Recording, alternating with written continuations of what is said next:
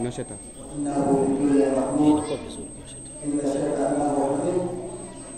ثم الصلاة والسلام على من أوجد السلام وسيدنا ورسولنا مولانا محمد صلوات الله وسلامه عليه ورحمه.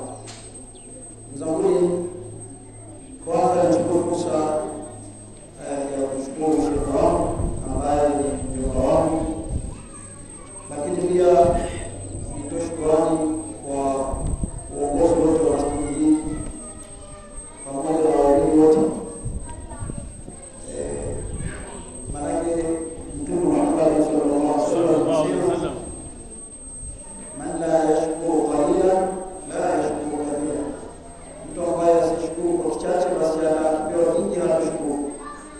Wa man la yashkuru nasa la yashkuru Allah, na mtu ambaye asimshukuru mwanadamu wenzake kwa wema na ihsani ambayo alifanyia basi hawezi kumshukuru hata Mwenyezi Mungu Subhanahu wa Ta'ala.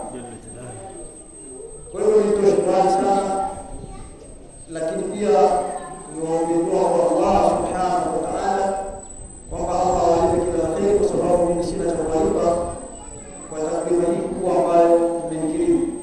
Mzanguni kama alivyotambulisha, nafikiri wengi wanafahamu, ni kijana wa hapa, kijana wenu, lakini tuko kidogo mbali na hapa kwa ajili ya kutangaza kalima la ilaha illallah Muhammad Rasulullah, ndio kazi ambayo tunafanya.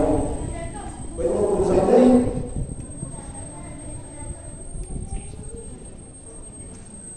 nafikiri sitenda mbali na khatibu wangu.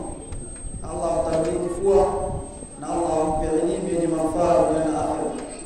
Nafikiri ametabaha, ameenda sana kwenye ibada ya sala, ibada ambayo ndio ibada mama, ndio ibada ambayo mtu kama haukifanya ibada hiyo ukafanya ibada zingine zote huwezi kupata pepo ya Allah Subhanahu wa Ta'ala. Yaani mtu kaenda hija zaidi ya mara 100, ukatoa sadaka za kujia msikiti wote huu, ukatoa zaka za mali zako, ukatoa sadaka nyingi, ukafanya umra na kila kitu, ukafunga mwezi wa Ramadhani, lakini haujamsujudia Mwenyezi Mungu Subhanahu wa Ta'ala, hauwezi kuiona pepo ya Allah Subhanahu wa Ta'ala. Lakini pamoja na hivyo ni ibada ambayo Allah Subhanahu wa Ta'ala katika macho yetu ya kawaida ameiweka kuwa nyepesi kwa sababu haina gharama. Sijui labda, lakini katika misikiti ambao nimetembea sijaona msikiti ambao anasimama pale mtu anamuomba tozo ya kuingia msikitini kuja kusali kila muumini anapoingia msikitini. Sijaona msikiti. Unaingia kama ulivyo, na hizi sadaka tunazoomba ni hiari yako, utoe au usitoe. Lakini hebu angalia, kwenda Maka kuna gharama, ni mamilioni, lazima uandae. Kutoa sadaka hawezi kutoa maneno tu, lazima utoe fedha. Kutoa zaka za mali lazima pia ukusanye hela utoe, baada ya kufanya mahesabu ya mali zako ambazo unazomiliki.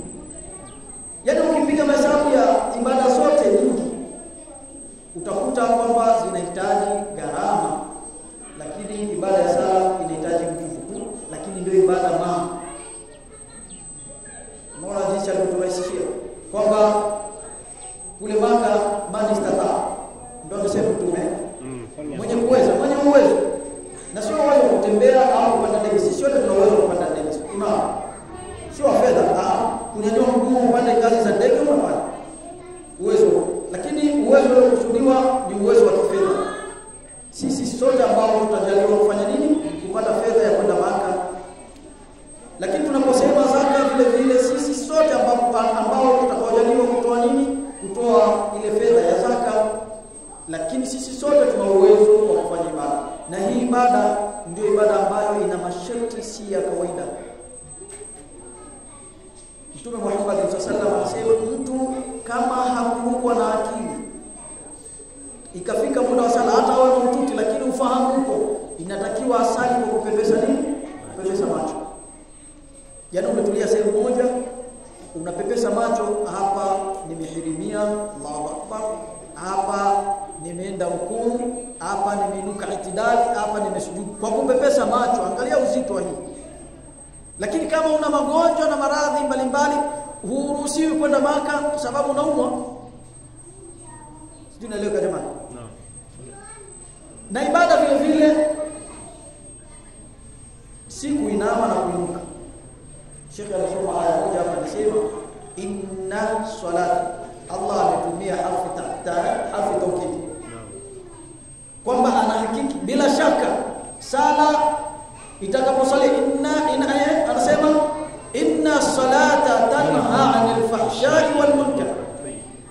Hakika sala ikisaliwa vilivyo, mtu akaisali kwa kufuata taratibu na sharti zake, basi huwa inamkataza mtu mambo mabaya na machafu. Na hili amelitaja mwanafalsafa mmoja, anasema idha aradta an ta'lamu man yusalli haqiqiyyan, ukitaka ujue anayesali haki kwamba na sala yake ni makbuli mbele ya Allah subhanahu wa ta'ala, fala yanquha ila dakhil almasjid, usimwangalie msikitini. Maana mtu akiingia hapo, namna tulivyovaa kila mmoja hapa ni mcha Mungu, au sio? Ukituangalia tulivyovaa kila mmoja, lakini anasema fandhuruha kharij almasjid, kaifa ya'ishu ma'a an-nas wa kaifa ya'ishu ma'a ahlihi, na kuendelea. Anasema ukitaka ujue mwenye kusali kwa uhakika sala yake inamkataza maovu na kuamrisha mema, basi anasema muangalie nje ya msikiti, usimwangalie ndani ya msikiti. Vipi anaishi na watu wanamridhia, na yeye anawaridhia watu, anawasaidia watu kama amepewa uwezo wa kuwasaidia. Vipi anaishi na familia yake? Ukishamwangalia, basi unakuja kugundua kwamba huyu kweli anasali sala ya uhakika, au huyu hasali sala ya uhakika. Maana tunasali hapa, kuna watu tunatoka hapa tunaenda kufanya mambo mengine ambayo amekataza Mwenyezi Mungu Subhanahu wa Ta'ala. Ukajiona hivyo, basi sala yako bado. Hichi ndio kipimo cha sala. Inna salata tanha 'anil fahsha'i wal munkar. Hakika sala inamkataza mtu mambo maovu na machafu. Uweze kusali ukaenda kulewa, uweze kusali ukaenda kufanya uzinifu, uweze kusali ukaenda kudhulumu, uweze kusali ukaenda kusema uongo. Sala yako bado inakuwa haijakuzuia, alafu sala yako inakuwa na mashaka. Lakini vile vile sala nini ameisema Mtume Muhammad sallallahu alaihi wasallam katika maneno yake, anasema law al-ra'aytum law kana nahran bi babi ahadikum, anawaambia masahaba zake, masahaba, mnaonaje kama mto ungekuwa unapita katika moja ya mlango wa nyumba zenu? Mto, yani ile sala anaifananisha na mto. Anasema law kana nahara yamiu fi babi ahadukum, mnaonaje kama mto ungekuwa unapita katika moja ya nyumba zenu? Yaghtasilu kulla yawm 5 marra, mtu anaoga katika ule mto kila siku mara 5. Hal yabqa min daranihi shay'un, vipi atabakia na uchafu katika mwili wake? Masahaba wakamwambia la yabqa min daranihi shay'un. Mtume, mtu anaoga mara 5. Ukiingia unakuta mtu uko pale, unavua nguo zako unaoga, ukiingia ndani ukitoka unaoga mara 5 kwa siku.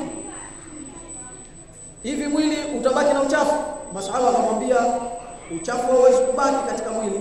Akasema famathaluhu kama sala, basi mfano wa mtu ni sawa sawa na mfano wa sala. Yamhu dhunuba al-'abd, inafuta madhambi ya mja kama namna mto utakavyofuta uchafu katika mwili wake. Swala la Nabii. Naam.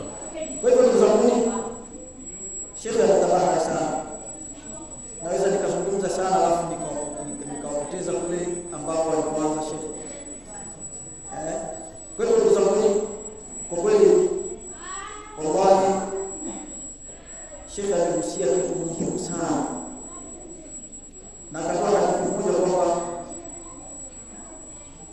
kitu cha kwanza, awwalu ma yuhasibu bihi al-'abd yawm al-qiyamah as-salah. Kitu cha kwanza ambacho atakachohesabiwa, ibada ya kwanza utakayohesabiwa na Mwenyezi Mungu siku ya kiyama ni sala. Yaani kabla ya vitu vyote ambavyo ulivyofanya, Allah anaanza kuwaambia malaika, hebu angalia sala yake. Fa intamat as-sala, sala ikitimia, salati sa'il ibad, basi yanakuwa imetimia mambo yote, yanakuwa imetimia. Zaka yako, sadaka yako, hata kama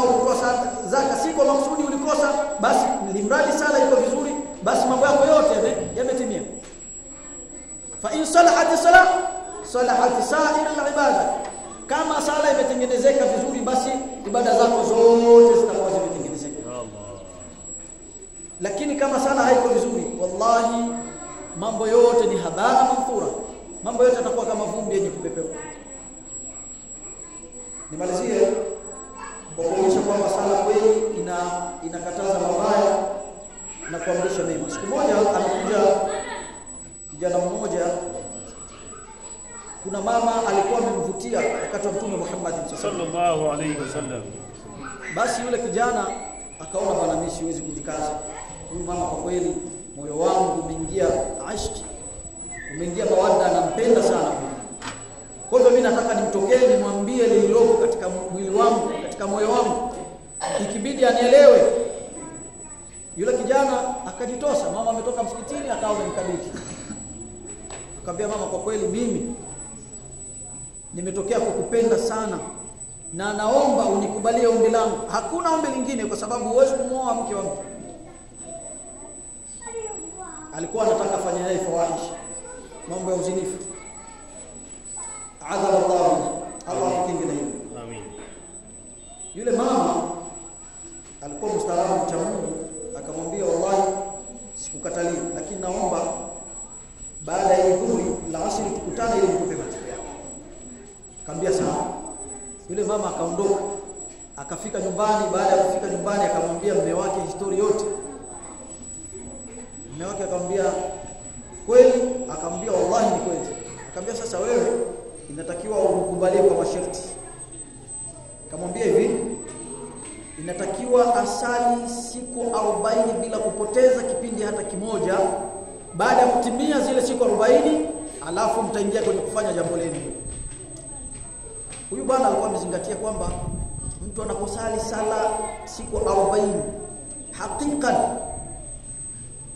basi hawezi kufanya maovu ya kumwasi Mwenyezi Mungu Subhanahu wa Ta'ala.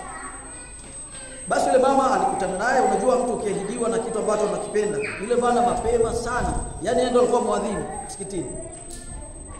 Sasa watu wanashangaa, huyu kijana huyu mbona sala zake za kudokodokoa leo imekwaje? Tasbihi nyingi. Yule mama alipotoka akamwambia, mimi nimekukubalia ombi lako, lakini kwa sharti. Akamwambia, mimi nitaliweza hilo sharti. Umeshalijua? Akamwambia bado, lakini najua nitaliweza kwa sababu napenda. Akamwambia, natakiwa usali sala 40 nyuma ya imam. Ukichelewa tunaanza mwanzo. Yaani ukiwa unachelewa inatakiwa uwahi takbiratul ihram ya imam nyuma ya imam, na wewe ndio unasali pale. Akamwambia hilo naliweza. Hilo anaweza. Akamwambia sawa. Yule bwana kila siku kadri anavyosali ndivyo ile mind ya kukumbuka kumaasi Mwenyezi Mungu Subhanahu wa Ta'ala inapotea. Inna salata tanha 'anil fahsha'i wal munkar. Sala mtu anapoisali vilivyo huwa inamzuilia mambo machafu na mambo yenye kumkasirisha Mwenyezi Mungu Subhanahu wa Ta'ala. Basi amesali mpaka ile hali ikawa imepotea, akawa anasali kawaida sasa. Yana amezoea. Kabla ya adhana anaangalia muda tayari yuko pale. Siku 40 zikapita. Yule mama anahesabu, yule bwana ameshasahau. Tayari Allah sasa amemuongoza. Ameenda hivyo, yule mama imepita siku 10, imekuwa siku 50. Miezi miwili kasoro siku 10.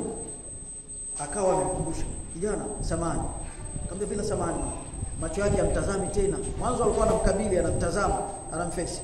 Lakini sasa hivi anaangalia chini yule kijana. Akamwambia vipi sasa ahadi yetu? Tayari siku 40 zimepita na siku 10. Yule bwana majibu aliyompa, machozi yaliteremka katika macho yake. Amwambia mama, hivyo hakumwangalia, hakumuona mtu mwingine ambaye unaweza kufanya naye maasi ya kumasi Mwenyezi Mungu isipokuwa umeniona mimi? Akamwambia ni ahadi yako wewe. Akamwambia wallahi, kwanza nikushukuru sana kwa kuniongoza mimi kuja kwenye ibada yangu. Sasa hivi imenikataza maovu na imenikataza mambo ambayo ni haramati, ameharamisha Mwenyezi Mungu Subhanahu wa Ta'ala. Siwezi kufanya kitu kama hicho. Tena nakuomba msamaha, na kama ulimwambia mume wako basi namuomba msamaha kwa ajili ya Allah Subhanahu wa Ta'ala. Sala ikambadilisha kutoka katika hali aliyokuwa nayo ikampeleka katika hali nzuri. Kwa hivyo ndugu zangu, sala tuzisali kwa kuchunga ile miko na taratibu zake. Lakini vile vile sala ina nini? Ina madhara yake. ukasali sala haukutimiza, man sala salatuhu falam yutimu ruku'aha wa sujudaha qalat as-salat daya'aka Allah kama day'ata. Ukisali sala haukukamilisha